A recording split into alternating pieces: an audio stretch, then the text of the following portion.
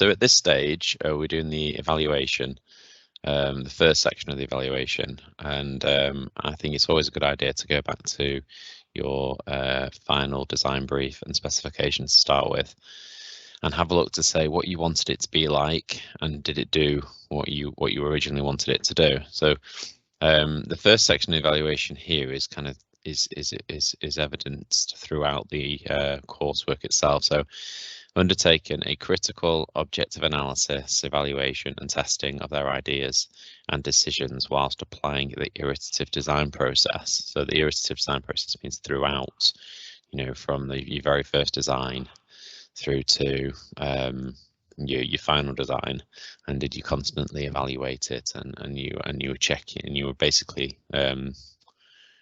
testing all your models and seeing what people thought of it and seeing how well it worked, how strong it was, and did you explain your thought processes throughout.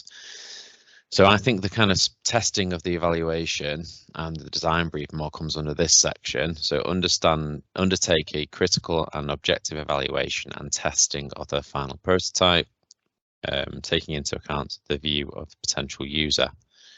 Now, obviously, this bit, I'm not talking about speaking to a user yet. I'll probably do that on the next one. But on this one, I'll be considering what the potential user said they wanted it to be like. So I'll be looking at kind of what they wanted throughout my specification. It was all related to the final user. So I'll see kind of if I've met what they wanted it to be like originally, and I'll be talking through that.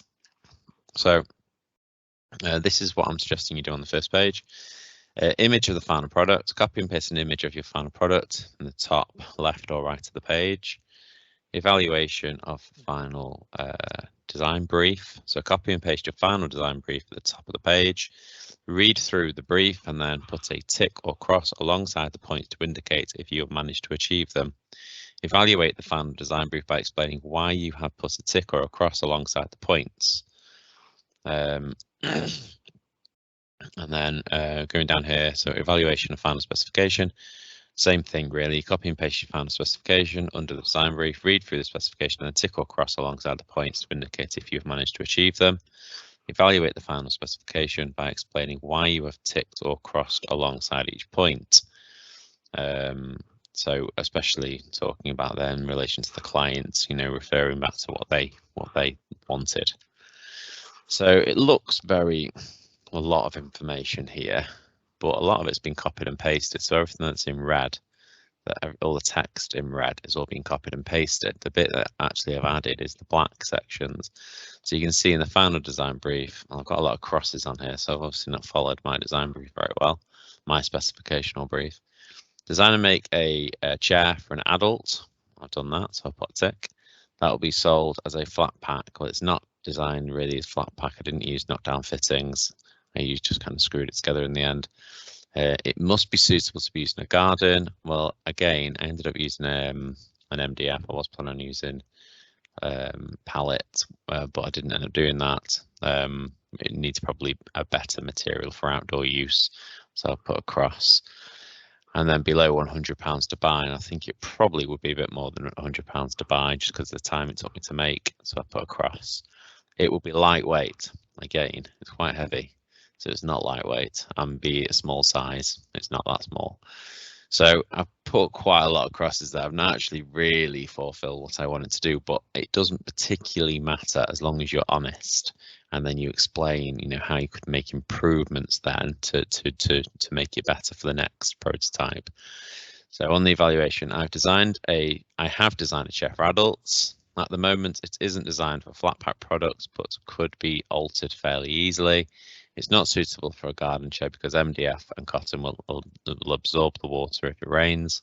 The chair is heavier than I planned, which means it won't be easy to put away in the winter. I think it could be mass produced and with some small changes, but at the moment it's not. I have used sustainable materials for this version,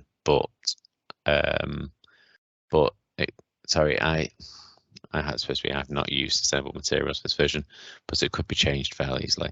So I've kind of done like a summing up of why I ticked and crossed those points. And in terms of the clients, obviously the client one's here.